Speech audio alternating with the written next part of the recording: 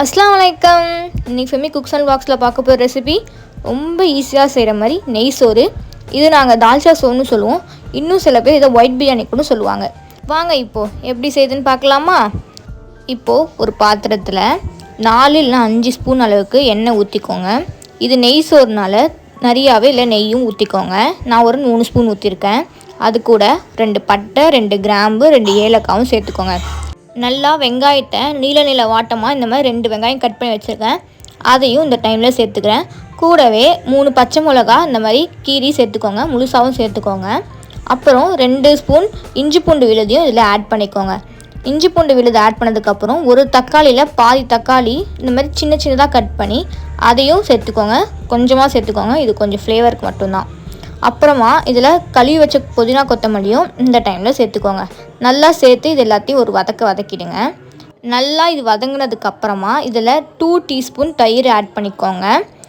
இதெல்லாம் நல்லா வதக்கி விட்டதுக்கப்புறமா இப்போ நம்ம தண்ணி ஆட் பண்ணணும். இப்போ நான் 1 கிளாஸ் பச்சரிசிக்கு 2 கிளாஸ் நான் தண்ணி ஊற்றிக்கிறேன். இப்போது தண்ணிலாம் சேர்த்ததுக்கப்புறம் ஒரு மூடி போட்டு இது நல்லா கொதிக்க விட்டுருங்க. இப்போது நல்லா கொதிச்சு வர நேரத்தில் இப்போ நம்ம ஆல்ரெடி 1 கிளாஸ் அரிசியை தண்ணியில் ஊற வச்சுருந்தோம் ஒரு அரை மணி நேரத்துக்கு. அதை இப்போது சேர்த்துக்கலாம். இது 24 கேரட் பிரியாணி அரிசி, அதனால் அரை மணி நேரம் ஊறினா போதும். நீங்கள் பாஸ்மதி ரைஸ் சேர்த்தா கூட இது நல்லா தான் இருக்கும். இப்போது சாப்பாட்டுக்கு தேவையான அளவு கல்லுப்பு நான் சேர்த்துக்கிறேன். கல்லுப்பு சேர்த்து ஒரு கிண்டி விட்டதுக்கப்புறம் மூடி போட்டு விட்டுருங்க.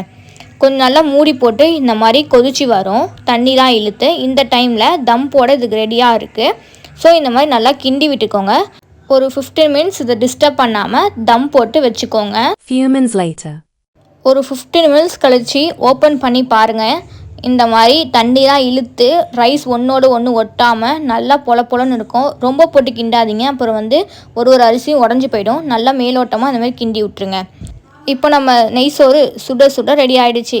இன்றைக்கி நாங்கள் இதை மாங்காய் போட்ட தால்ச்சா கூட சாப்பிட்டோம். மாங்காய் போட்ட தால்ச்சா ரெசிபி வேணால் ஆல்ரெடி நம்ம சேனலில் வீடியோஸ் போட்டாச்சு, அதையும் செக் பண்ணி பாருங்கள். இன்னும் ஏன் பார்த்துட்டே இருக்கீங்க? போய் செஞ்சு சாப்பிட்டு பாருங்கள். அப்படியே நம்ம சேனலை சப்ஸ்கிரைபும் பண்ணிவிடுங்க. நெக்ஸ்ட் வீடியோவில் பார்க்கலாம். பாய். அஸ்ஸலாமு அலைக்கும்.